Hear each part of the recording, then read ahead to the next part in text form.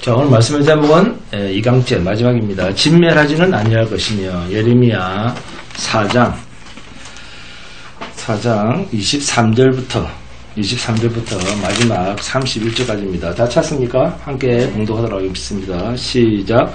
보라, 내가 땅을 본즉 혼돈하고 공허하며 하늘에는 빛이 없으며 내가 산들을 본즉 다 진동하며 작은 산들도 요동하며 내가 본즉 사람이 없으며 공중의 새가 다 날아갔으며 보라, 내가 본즉 좋은 땅이 황무지가 되었으며 그 모든 성읍이 여호와의 앞 그의 맹렬한 진노 앞에 무너졌으니 여호와께서 이와 같이 말씀하시길 이 온 땅이 황폐할 것이나 내가 진멸하지는 아니할 것이며 이로 말미암아 땅이 슬퍼할 것이며 위에 하늘이 어두울 것이라 내가 이미 말하였으며 작정하였고 후회하지 아니하였은즉 또한 거기서 돌이키지 아니하리라 하셨음이로다. 기병과 활 쏘는 자의 함성으로 말미암아 모든 성읍 사람들이 도망하여 숲으로 들어가고 바위에 기어오르며 각 성읍이 버림을 당하여 거기 사는 사람이 없나니 멸망을 당한 자여 내가 어떻게 하려느냐. 내가 붉은 옷을 입고 금장식으로 단장하고 눈을 그려 꾸밀지라도 내가 화장한 것이 헛된 일이라. 여인들이 너를 멸시하여 내 생명을 찾느니라. 내가 소리를 들은즉 여인의 해산하는 소리 같고 솟아나는 자의 고통하는 소리 같으니 이는 시온의 딸의 소리라. 그가 헐떡이며 그의 손을 펴고 이르기를 내게 화가 있도다. 죽이는 자로 말미암아 나의 심령이 피곤하도다 하는도다. 오늘날의 전쟁도 아니고 옛날의 전쟁 무섭죠. 전쟁을 치러본 사람은 전쟁의 그 참혹함을 아마 상상하실 거예요. 자, 베드로후서 3장을 자세히 한번 집에 가시면 보시기 바랍니다. 그 중에 7절입니다. 이제 하늘과 땅은 그 동일한 말씀으로 불사르기 위하여 보호하신 바 되어 경건하지 아니한 사람들의 심판과 멸망의 날까지 보존하여 두신 것이니라 그랬습니다. 초대교회의 사도였던 베드로 사도에게 이러한 하나님의 계시가 보였다는 것은 그것은 대단히 중요한 하나님의 말씀이다라는 거예요. 하나님이 베드로를 붙들어서 예언케 했다 그렇게만 간단하게 생각하시면 안 됩니다.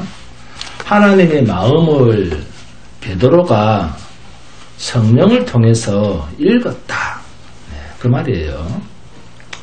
베드로 속에 있는 성령의 역사가 그러한 고백을 하게 했다는 것입니다. 그러면 베드로가 뭐를 했다는 겁니까?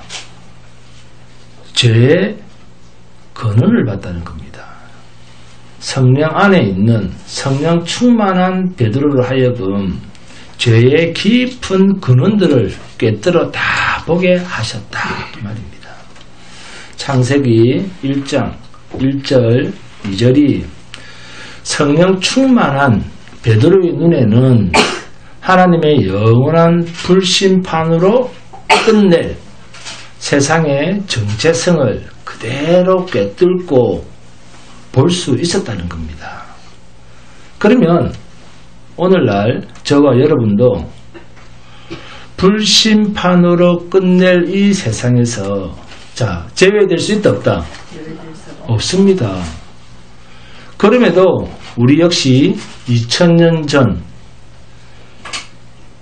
베드로보다 더 확실하게 하나님의 영원한 불심판으로부터 오늘, 내일, 아니요, 오늘 당장 불심판이 임한다 할지라도 아쉬울 것이 없는 존재로서 성령의 능력으로 마구마구 꿰뚫어 보시는 하나님의 권능의 능력으로 우리도 베드로처럼 볼 수 있고 깨달을 수 있고 말할 수 있고 감당할 수 있다는 것입니다. 무엇을 통해서? 성경을 통해서. 그런데도 안 되죠. 왜 그럴까요? 성경을 주셨음에도 불구하고 우리는 꿰뚫어 볼 수가 없죠. 김유숙 권사님 왜 그럴까요? 여전히 내가 내 인생의 주인으로 군림하고 있으니까. 성경에 게시된 하나님의 말씀을 그래서 제대로 이해할 수가 없는 것입니다. 베드로후서 3장 3절에서 12절 함께 봉독합니다.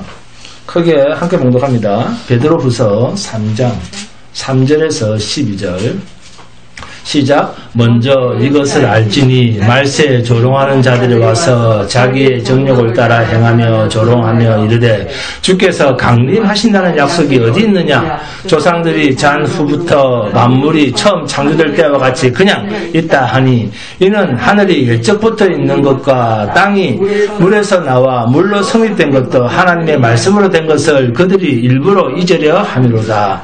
이로 말미암아 그때의 세상은 물이 넘침으로 멸망하였으되 이제 하늘과 땅은 그 동일한 말씀으로 불사르기 위하여 보호하신 바 되어 경건하지 아니한 사람들의 심판과 멸망의 날까지 보존하여 두신 것이니라. 사랑하는 자들아 주께는 하루가 천년 같고 천년이 하루 같다는 이 한 가지를 잊지 말라.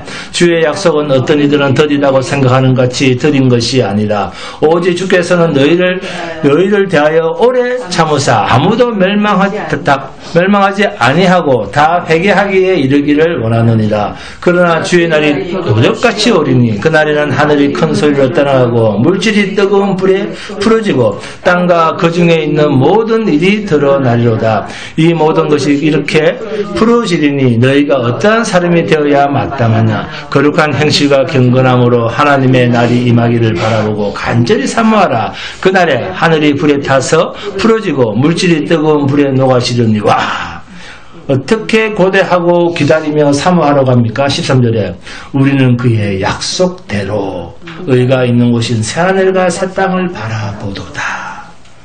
여기 신앙생활입니다. 내가 중심이 되면 세상의 망함을 보고 땅을 치고 통곡하며 아쉬워하게 됩니다. 그죠? 아쉬워하는데 똑같은 동일한 이 일에 대해서 내가 기준이 아니라 하나님의 기준을 가지고 세상의 멸망을 보면 나는 영원한 하나님의 복된 나라로 들어가는 기쁨과 감사와 찬송이 된다는 것입니다. 성도란 하나님의 말씀 곧 그리스도의 십자가 복음이 내 인생의 주인이 되어서 새로운 존재로 하나님과의 관계를 맺고 하나님의 말씀이 곧 내 인생의 길이고 등불이고 전부인 존재입니다. 자, 본문 27절 함께 봉독합니다. 27절입니다. 여호와께서 이와 같이 말씀하시길 이 온 땅이 황폐할 것이나 내가 진멸하지는 아니할 것이며. 이렇게 온 땅이 황폐하고 불로 심판되고 멸망당하는 길로 가고 있다 할지라도 하나님의 약속, 하나님의 새로운 관계 속에 있는 백성들은 그것을 절망적인 사건으로 받아들이지 않고 하나님께서 약속 안에 있는 자들을 남기시는 조치라는 것입니다. 이것이 예레미야서의 남은 자 사상이고 이사야서에 있는 그루터기는 남기신다라는 그 말씀입니다. 예레미야서에서도 계속 나옵니다. 4장 27절 줄을 긋습니다. 진멸하지는 아니할 것이며 5장 18절에 진멸하지는 아니하리라. 그리고 30장 11절에 이는 여호와의 말씀이니라. 내가 너와 함께 있어 너를 구원할 것이라. 너를 흩었던 그 모든 이방을 내가 멸망시키리라. 그럴지라도 너만은 멸망시키지 아니하리라. 그러나 내가 법에 따라 너를 징계할 것이요 결코 무죄한 자로만 여기지는 아니하리라. 이 세상 심판과 함께 너의 새 생명을 담을 육체는 여기서 세상에서 끝을 낸다는 것입니다. 그리고 같은 예레미야서 46장 28절에서도 너는 사라지지 아니하리라. 그 말 나옵니다. 예레미야서 46장 28절에 너는 사라지지 아니하리라. 내가 너를 법도대로 징계할 것이요 결코 무죄한 자로 여기지 아니하리라 하시니라. 이런 것을 보면 예레미야서는 복음서입니까? 율법입니까? 네, 복음서입니다. 네? 구약의 모든 성경은 복음을 이야기하고 있습니다. 창세기부터. 네? 그래서 오늘 예레미야서 4장 28절을 네, 오늘 말씀의 주제로 삼아서 남유다 백성들에게 임한 하나님의 심판은 어떤 의미겠습니까? 약속 안에 있는 백성들, 하나님과 새로운 관계를 가지고 있는 자들에게 임하는 하나님의 심판은 이 사건 속에서 어떤 의미를 가지는가? 예레미야서 4장 23절에서 26절 함께 공부합니다. 예레미야 4장 23절에서 26절 시작. 보라 내가 땅을 본즉 혼돈하고 공허하며 하늘에는 빛이 없으며 내가 산들을 본즉 다 진동하며 작은 산들도 요동하며 내가 본즉 사람이 없으며 공중의 새가 다 날아갔으며 보라 내가 본즉 좋은 땅이 황무지가 되었으며 그 모든 성읍이 여호와의 앞 그의 맹렬한 진노 앞에 무너졌으니. 아멘. 23절에 내가 땅을 본즉, 이 동그라미 있습니다. 동그라미로 표시를 하세요. 내가 땅을 보았더니, 자, 내가 땅을 본즉, 과거형이죠. 네. 자, 땅을 본 결과가 어떻습니까? 24절에 내가 산들을 본즉, 이 동그라미를 치십니다. 내가 산들을 본즉, 자, 땅을 본즉, 산들을 본즉, 그리고 25절입니다. 내가 본즉, 자, 동그라미를 하세요. 내가 이 세상을 보니까, 그 말이죠. 땅에 사람이 있어야 되는데 사람도 없고 하늘에는 새가 있어야 되는데 공중에 새도 없다. 땅과 하늘이 뭐하다? 텅 비었다. 공허하다는 겁니다. 26절에 내가 본즉 동그라미 치세요. 성경에 아브라함이나 특정한 인물이 등장을 할 때 성경은 그 사람을 들어서 주제 구절을 설명하는 도구로 쓴다는 점 잊지 마시기 바랍니다. 본문 27절입니다. 진멸하지는 않을 존재들, 이것을 설명하기 위해서 뭐가 등장을 합니까? 내가 본즉, 내가 보았은즉, 땅을 본즉, 공중을 본즉. 그래서 하나님께서 다 봤습니다. 봤다고 각 절마다 등장을 합니다. 그렇죠? 네? 볼 것이다도 아니고 보고 있다도 아니고 보았다. 예레미야 선지자의 입장에서는 이미 남유다 백성들이 바벨론의 포로가 되어서 창세 때보다도 더 형편없는 어두움, 하나님이 계시지 아니한 땅덩어리, 진노받을 땅덩어리로 처분되는 듯한 이 사건을 예레미야 선지자는 이루어지기도 전에 뭐 있다는 겁니까? 보았다는 겁니다. 예언이죠. 보았다는 겁니다. 이것이 선지자의 마음이고 성도에게 있는 성령으로 얻고 보고 누리는 신비한 계시의 경우입니다. 이 종말 때까지 성경은 다 우리에게 계시를 하고 있습니다. 세상 역사의 시간표로 보면 장차 일어날 일들임에도 불구하고 예레미야 선지자는 이미 끝난 이야기로 과거 형태로 상황을 보고 말하고 있습니다. 이것이 전부 남유다 백성들에게 일어날 일들이라는 겁니다. 그런데 그럴지라도 두려워하지는 마라. 아주 진멸하지는 않는다. 하나님께서 그렇게 하시지는 않는다. 아멘? 이러한 멸망을 성도는 알고 사는 자입니다. 그러니 얼마나 든든합니까? 다 알고 사니까. 우리는 세상 끝까지, 세상 종말까지 다 알고 살잖아요. 그러니까 무슨 걱정이 있습니까? 비록 세상에서는 두들겨 맞고 어려움이 생기고 눈물이 나고 육체는 결국 깨어져서 죽음으로 가지만, 그러나 우리는 죽음으로 끝나는 존재가 아니라는 것입니다. 이것을 베드로뿐만이 아니라 사도 요한도 다 보고 계시록에서 우리에게 이야기를 하고 있습니다. 우리의 육체가 깨어지더라도, 우리의 육체가 죽더라도 우리는 둘째 사망으로 가는 존재가 아니야. 첫째 부활에 참여한 사람은 둘째 사망으로 갈 수가 없다. 할렐루야. 자, 행복합니까? 눈물이 납니까? 눈물이 납니다. 정말 우리가 하나님 앞에서 믿음으로 산다, 복음으로 기쁨을 누리고 산다라고 할 때 그것은 사람의 힘으로 되는 게 아닙니다. 오직 하나님의 열심, 하나님의 간섭, 하나님의 다스리심으로만 가능한 일입니다. 이 혼돈과 공허와 흑암의 세상, 좀 더 좁혀서 말하면 우리 인생도 그렇죠. 혼돈과 공허와 흑암의 인생입니다. 당장 내일을 알 수가 없어요. 깜깜합니다. 이것은 그 자체로 죄 구덩이입니다. 이 죄 구덩이와 같은 상황을 예레미야 선지자는 다 봤다는 겁니다. 어디서 봤죠? 빛 가운데 거하여야 할 약속의 백성 이스라엘 가운데에서, 남유다 백성들 가운데서 그 꼬라지를 다 봤다는 겁니다. 그런데 이것이 하나님의 영원하고도 완전한 마지막 심판은 아니라는 것입니다. 왜요?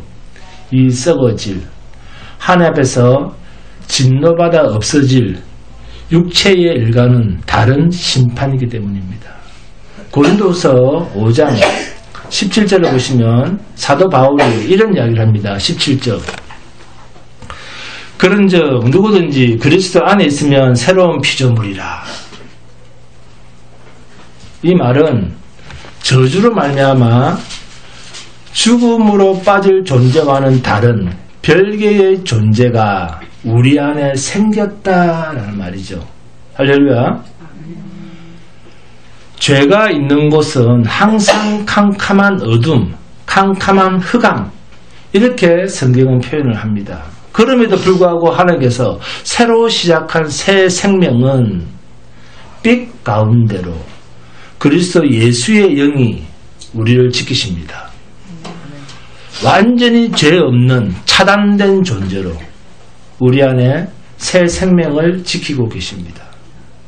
이중적 존재로서 성도인 남유다 백성들이 안에 새 생명이 있고 죽어야 할 육체가 있고, 이 이중적 존재로서 남유다 백성들이 존재하다가 보니까 한쪽에는 하나님의 심판이 몰아치고, 또 다른 한쪽은 하나님의 완전한 지키심이 똘똘 뭉쳐있는 그런 이중성을 가지고 있습니다. 이것을 우리가 제대로 깨달아 알지 못하면 고통과 환난을 견디지 못하게 됩니다. 이 세상에 휘몰아치는 하나님의 심판은 지금도 있다 없다? 있습니다. 지진, 전쟁, 난리와 난리, 처처에 악한 소식이 늘 있습니다. 성도 가정은 없을 것이다. 나는 교회 다니니까 나에게는 환난이 없을 것이다. 아닙니다. 힘든 일이 생긴 가정을 보면 저 집은 망조가 늘었네. 우리는 자신도 모르는 사이에 자동적으로 그렇게 판단을 합니다. 빌라도처럼 세숫대야에 손을 씻으려고 합니다. 나와는 상관이 없는 것처럼. 자신은 그 사람의 죄와는 아무 관련이 없다는 거죠. 이것이 인간입니다. 그래서 타인의 고통에 대해서 자신은 눈물을 흘리지 않습니다. 하나님의 공의에는 너희는 하나님의 공의로우신 심판은 피할 수 없어.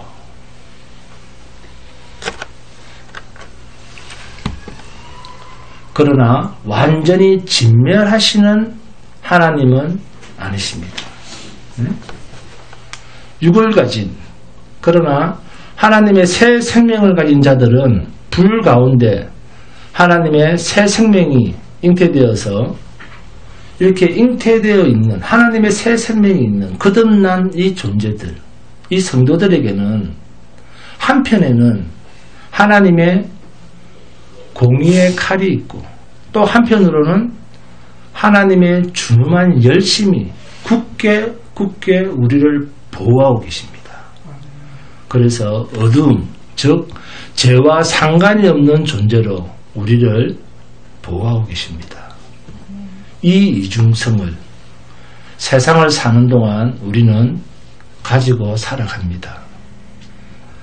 이런 시각과 믿음이 있어야지 어떠한 세상의 환난이나 두려움이나 죽음의 칼이 있을지라도 그런 것 가지고는 낙심하지 않게 됩니다.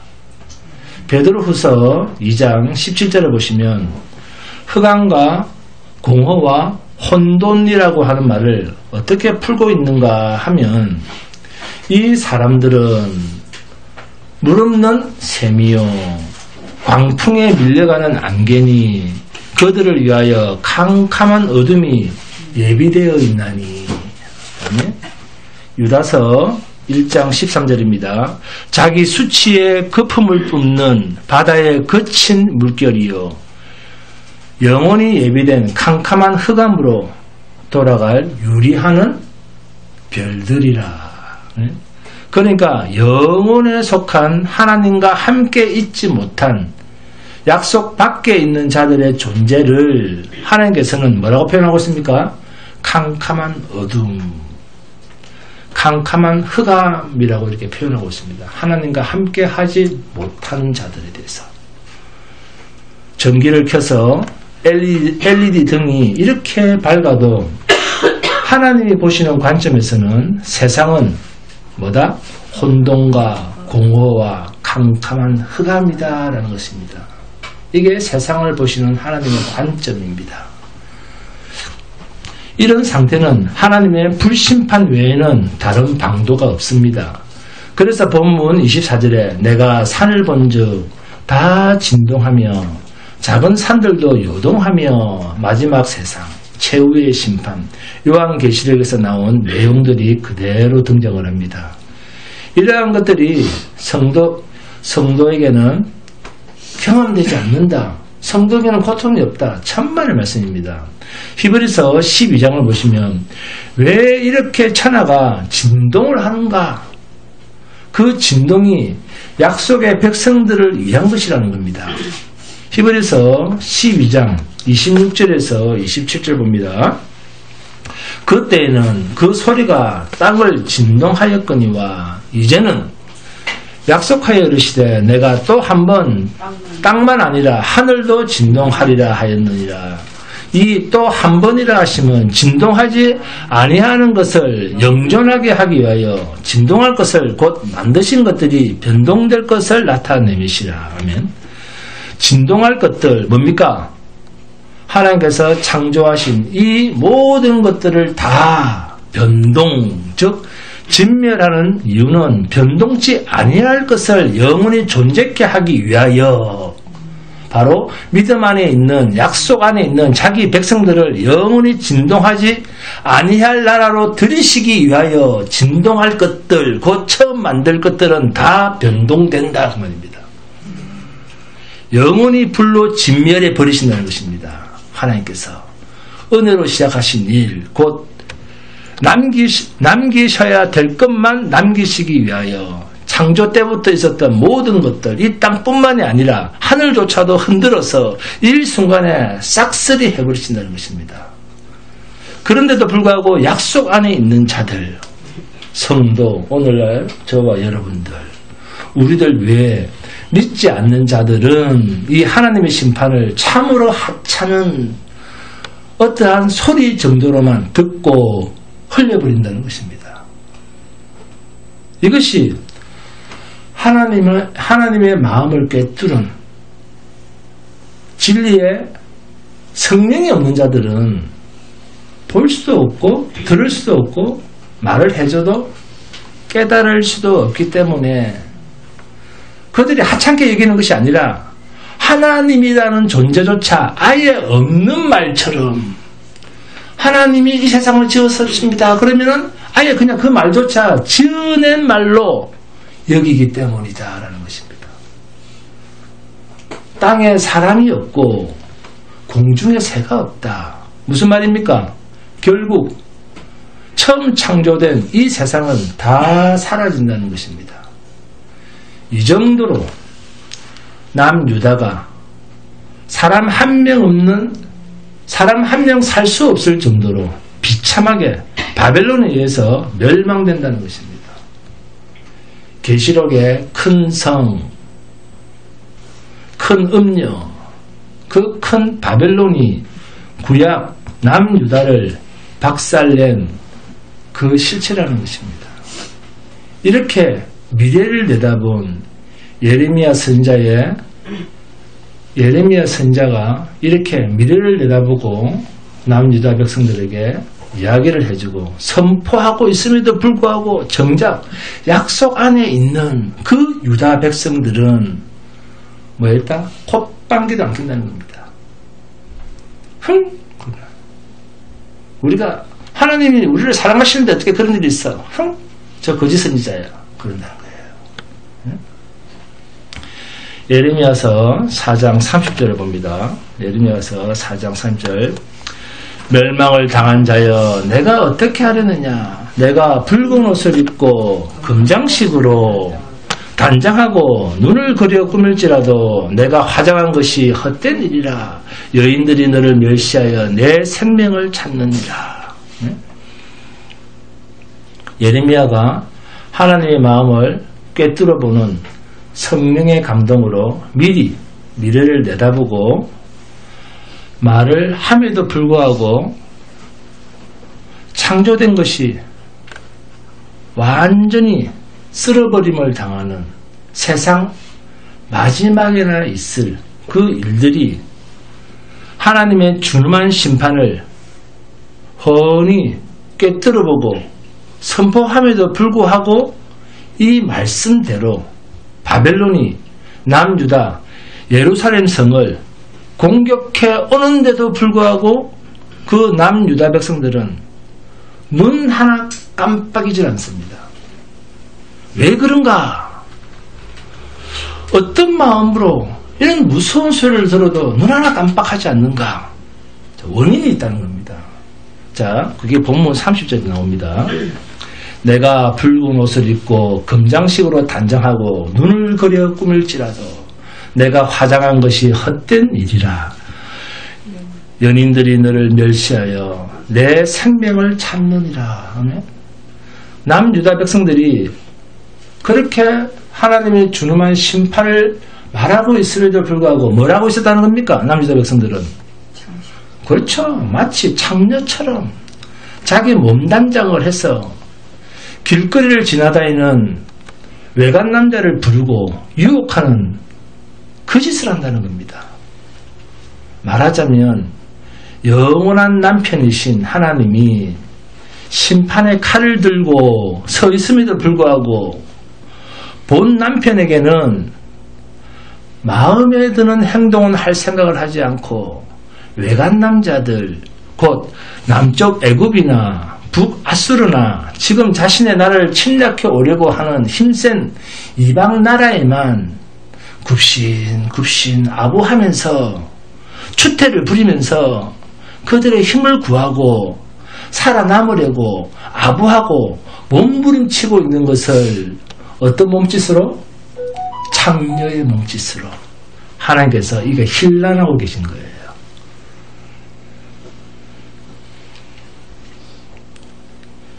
니까지 있게 못된 짓을 해? 그런다고 살아남을 줄 알아? 부끄러움만 당할 뿐이야. 이 이야기를 하나님이 하고 계신 것입니다. 그리고 이것이 우리들의 삶에서도 나올 수 있다는 겁니다. 하나님께서는 영원히 진동치 아니할 나라로 데리고 들어가시려고 이 눈에 보이는 것들을 흔들어서 빼앗아서 없애버리시려고 하는데 우리는 그 없어질 것들을 꼭 붙들고 있으려고 온갖 방법, 온갖 노력, 온갖 꾀를 다 부리면서 현실에 안주해보려고 애를 쓴다는 거예요. 장녀처럼 꾸며서 세상을 향해 손을 흔들고 온갖 손짓을 하면서 이방 나라에 SOS 우리를 구해주십시오. 이방 나라에 그렇게 구원 요청을 했음에도 불구하고 결국 어떻게 되었습니까? 본문 31절입니다. 내가 소리를 들은 즉 여인의 해산하는 소리 같고 초산하는 자의 고통하는 소리 같으니 이는 시온의 딸의 소리라. 그가 헐떡이며 그의 손을 펴고 이르기를 내게 화가 있도다. 죽이는 자로 말미암아 나의 심령이 공고하도다 하는지라. 그렇게 힘센 나라들한테 손을 뻗치고 아부하고 도와달라고 손이 닳도록 싹싹 빌고 아양을 들어도 그들은 꼴값하네 하면서 이방나라 바벨론으로부터 극심한 공격을 당했다. 당할 그때에 유다 백성들 예루살렘 거민들이 얼마나 무서워 떨며 고통하며 피비린내 나는 고통으로 울부짖는가를 예레미야 선지자는 미리 하나님을 통해서 다 듣고 보고 이렇게 기록을 하고 있습니다. 그들의 고통은 마치 임산부가 첫 아기를 낳을 때 신음하는 소리와 같았다. 견딜 수 없는 죽음과 맞바꿀 수 있을 정도의 고통이었다. 라고 예레미야 선지자는 마치 자신이 경험한 것처럼 과거 형태로 이렇게 표현을 하고 있습니다. 이것이 앞으로 남유다 백성들에게 닥칠 바벨론의 침략으로 인한 남유다 백성들이 받을 고통의 소리입니다.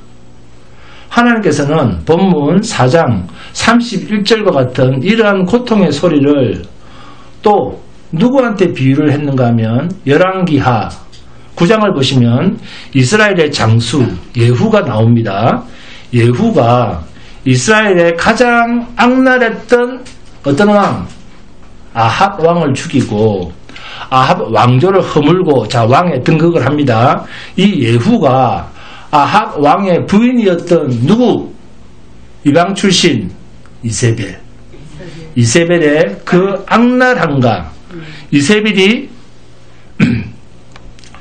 이 악랄한 이세벨과 같았다 이렇게 표현하고 있는데 열왕기하 9장 30절 31절 봅니다. 열왕기하 9장 30절 31절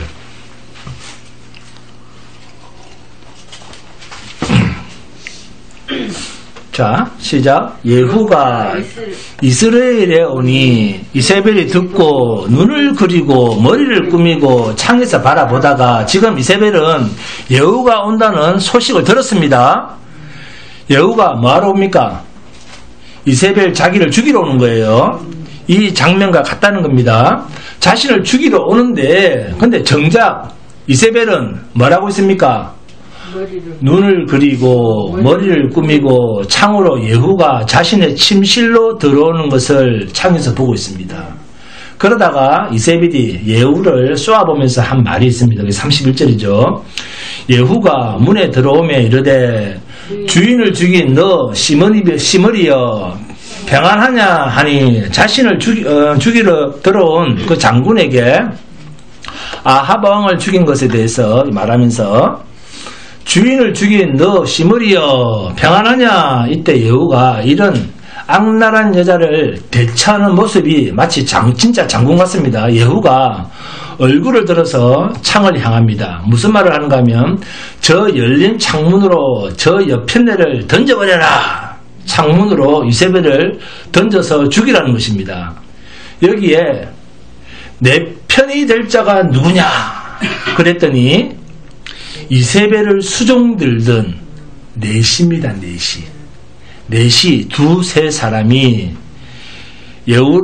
예후를 내다보는지라. 32절에 이르되 그를 내려 던지라 하니 내려 던짐에 그의 피가 당가 말에게 튀더라. 예후가 그의 시체를 밟으니라. 자, 여기서 말은 예후가 타고 말입니다. 죽음 앞에서도 왕비의 위세를 부리고 눈을 그리고 머리를 꾸미나 결국은 자기를 돌보던 내시에 의해서 창밖에 던져져서 개들의 먹이가 되고 맙니다. 또 나봇의 포도원을 빼앗기 위해서 나봇을 죽인 그 피의 심판이 하나님께서 예후를 통해서 그대로 이세벨에게 행해지고 있는 거예요. 이런 이세벨의 비참한 최후의 모습처럼 지금 어디 남유다가 이 남유다나 또 북이스라엘이나 죽음의 순간에도 자신의 위신과 자신의 자존심을 찾으려고 하는 이런 죄인들의 모습이 이런 비참한 모습으로 끝날 것이다 라고 하는 이런 이야기입니다. 이것이 땅이 혼돈하고 하늘이 공허한 심판으로 지금 예레미야 선지자를 통해서 하나님께서 보여주고 계신 거예요. 예레미야서 4장 28절 29절 봅니다. 이로 말미암아 땅이 슬퍼할 것이며 위에 하늘이 어두울 것이라. 내가 이미 말하였으며 작정하였고 후회하지 아니하였은즉 또한 거기서 돌이키지 아니하리라 하셨음이로다. 29절에 기병과 활 쏘는 자의 함성으로 말미암아 모든 성읍 사람들이 도망하여 수풀에 들어가고 바위에 기어오르며 각 성읍이 버림을 당하여 거기 사는 사람이 없나니. 철저하게 하나님의 백성들이 머물었던 그 땅을 이렇게 황폐하게 하기까지 하나님께서 진노하고 계십니다. 여러분, 우리에게 주신 믿음이 하나님의 뜻입니까? 아니면 내가 애써서 만든 나의 열매입니까? 하나님께서 주신 하나님의 선물이면 이것이 영원성을 가집니까? 아니면 일시적인 믿음입니까? 영원성을 가집니다.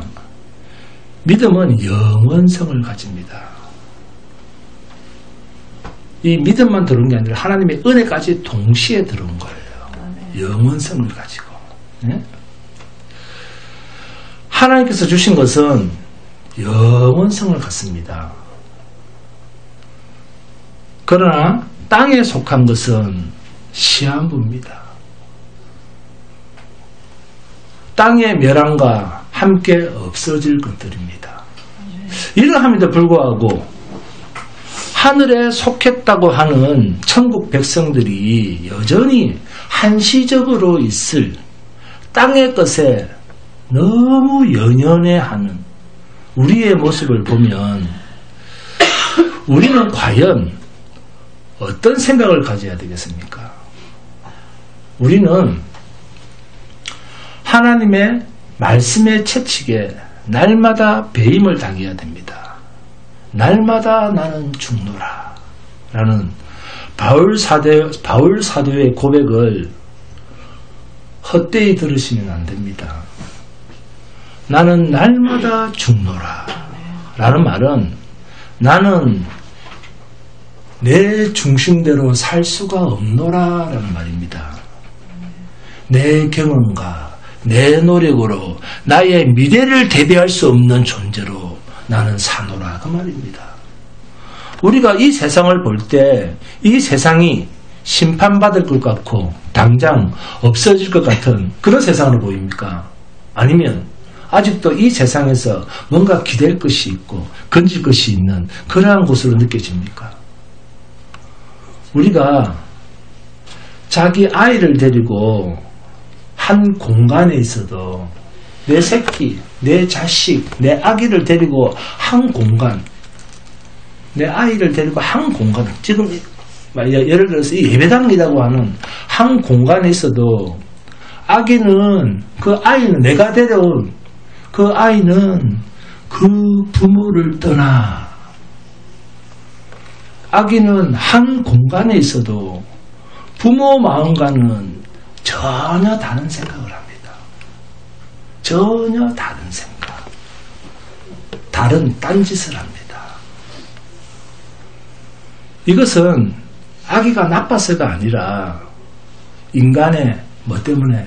죄된 본성 때문에 그렇습니다. 우리를 예배당으로 하나님이 여러분을 앉혔습니다. 여러분을 앉힌 것입니다.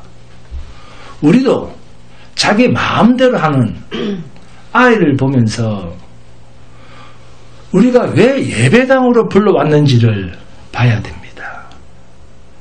내가 집에서나 내 스스로 교회를 골라서 설교를 듣고 내가 잘할 수 있는데, 그런데 하나님은 그런 우리의 모습이 우리가 어린 아이를 보듯이 아니다라는 겁니다.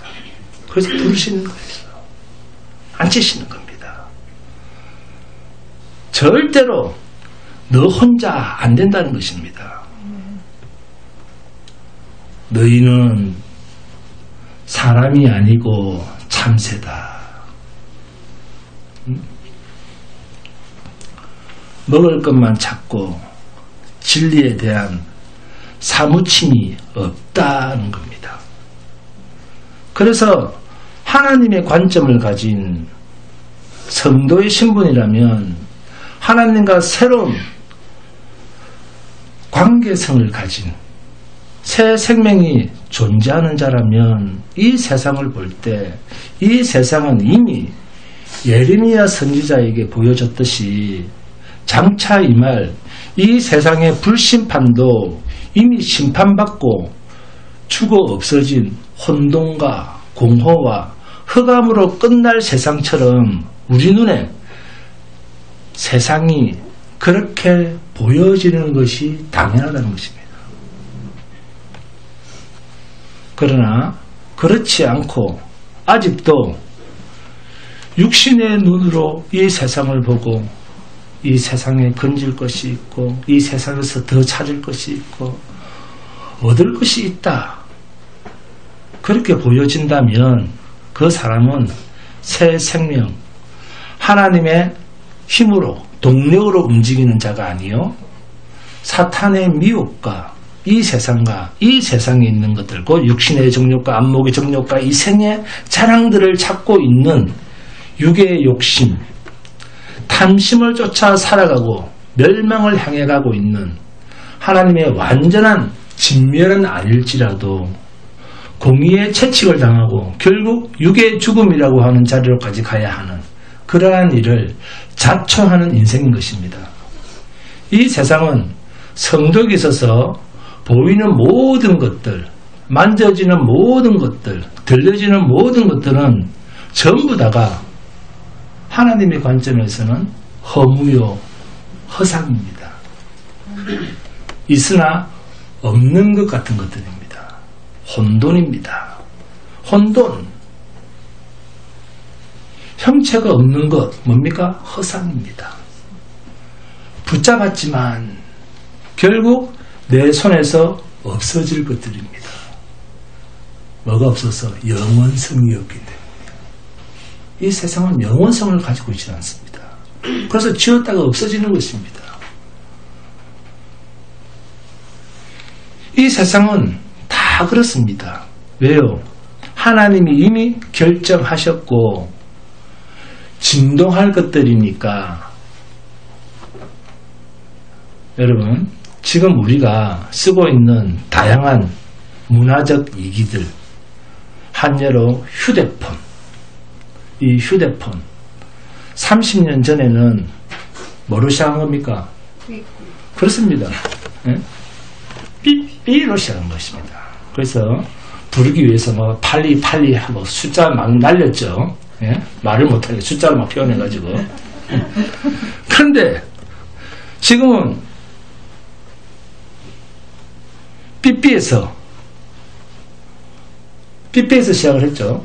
그래서 지금은 온갖 기능들이 다 들어가 있는 컴퓨터. 그렇죠. 만능 휴대폰으로 변해버렸습니다. 그런데 이것이 앞으로 50년 뒤에는 어떻게 될까요? 50년 뒤에는 이것이 50년 뒤에는 어떻게 변할 것 같습니까?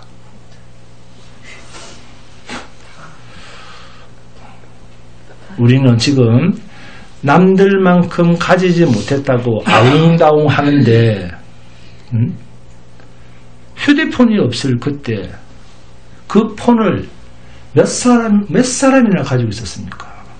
그때는 휴대폰 무슨 무전기 같았어요. 일부러 차고 다녔어요. 나 부자다 이러면서. 그럼 이자들이 막 뿅 가가지고 막 전화차 부자 같다 싶어가지고 막 달라붙고 그랬죠. 네?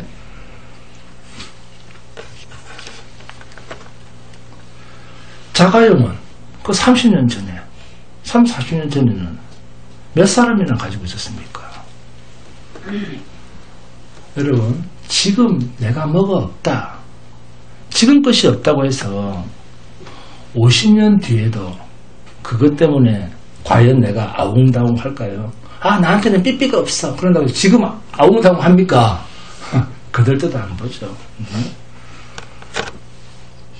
50년 뒤에는 지금 여기 계신 분들 거의 다가 이 세상에 있을까요? 없을까요? 진토가 되어 있습니다. 아무도 없을 것입니다. 먼지가 되어 있지. 저도 없을 거예요. 천국에서 봅시다. 아무도 없을 겁니다. 네? 그러면 우리가 50년 뒤에 불편을 느낄까요? 느끼지 않을까요? 내 존재라는 자체가 없어요. 그래서 하나님께서는 내일은 없다 라고 말씀하신 것입니다. 마태복음 6장 34절에